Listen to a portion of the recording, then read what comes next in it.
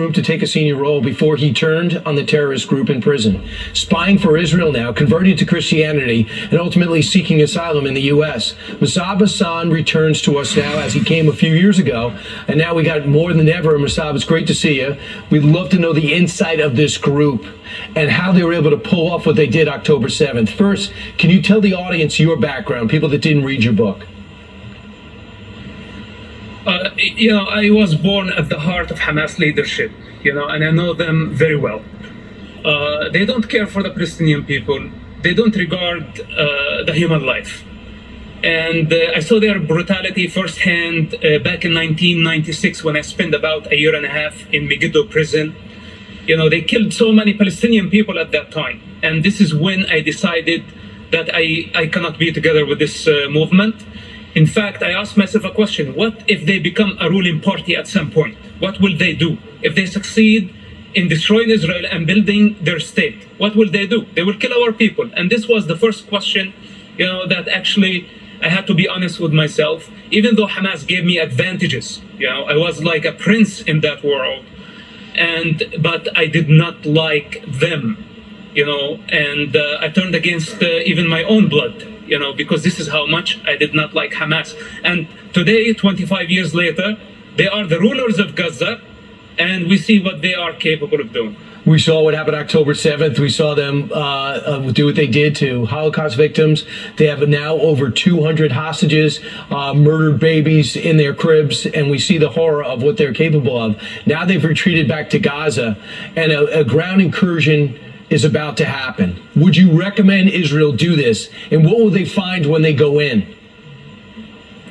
Okay, first of all, we need to evacuate civilians as much as we can. This is an ugly war, and Israel did not start it. Hamas did. First of all, we need to encourage civilians to go into Egypt, possibly women and children, maybe men over 50 years old. These need to get out of the picture. Then the strip need to be cut two pieces, north and south, two parts. The northern part, this is where most of the tunnels are. We need to have a solid siege, okay, for long enough to deplete the enemy and to starve them.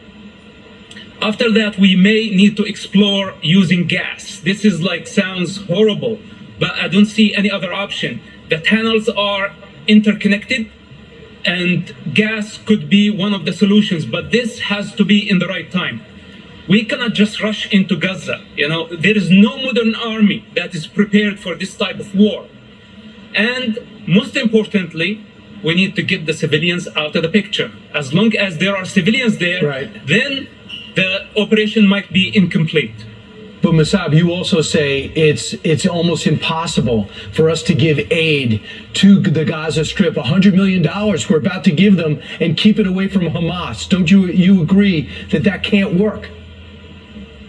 Look, after we destroy the tunnels, we need to finish Hamas rule in Gaza Strip. This is priority number one. Then we need to replace the regime. Could be the Palestinian Authority, could be the Egyptian government, could be Arab League force. We need to replace their rule in Gaza. After that, we can talk about aid. But as of now, sending any aid is a mistake.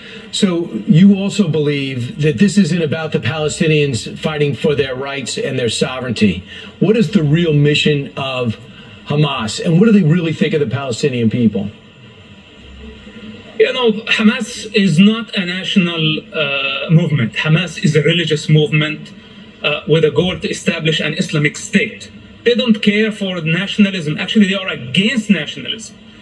With that said, my understanding that they are using the Palestinian cause only to achieve their goals, so the long-term goal, transforming the Middle East and the world into an Islamic state. This is Hamas agendas, and they are not hidden, by the way. So Hamas is serving foreign agendas. We're talking about Iran, and we're talking about Russia lately. Hamas serve those parties, and Iran pays them close to $1 billion annually. Iran is the real master in this picture. Hamas does not serve the Palestinian people. Hamas serve Iran. Those are the masters of Hamas. So their lie about nationalism, that they are a national movement and they care for the Palestinian people, look at them. They are using Palestinian people as a human shield. We need to free Gaza from Hamas. This is what Israel is doing. It's doing the Palestinian people the greatest favor by bringing Hamas down. Then the Palestinian people, they just want to live a normal life. They don't want missiles in the most populated area on earth to be launched from under hospitals, from crowded areas, and going suicidal and endangering the life of the entire population of Gaza. Who does that? You gotta be insane to do such an operation. Right. And you're talking about your family that your family used to believe that, and you used to believe that that was okay, but you don't. Mossab, now, quick exit question. Around the globe, and even in our capital, people are protesting for Hamas. They're saying for the Israel to back off and stop with the airstrikes. Well, what do you say to those protesters? What is about their mindset? Okay, listen, I cannot convince the entire world of truth. Right now, people are emotional. They hate to see children dying. Even though, Hamas is killing the people at the hospital and we have evidence of that, but they still blame Israel. People can blame whoever they want. But now we have to concentrate. We have to focus. Public opinion is very important, but unfortunately, it's not the time to win the public opinion. It's the time to win the war against the most brutal terrorist organization living today. And later on, when people look back at the situation, they will understand what we were doing.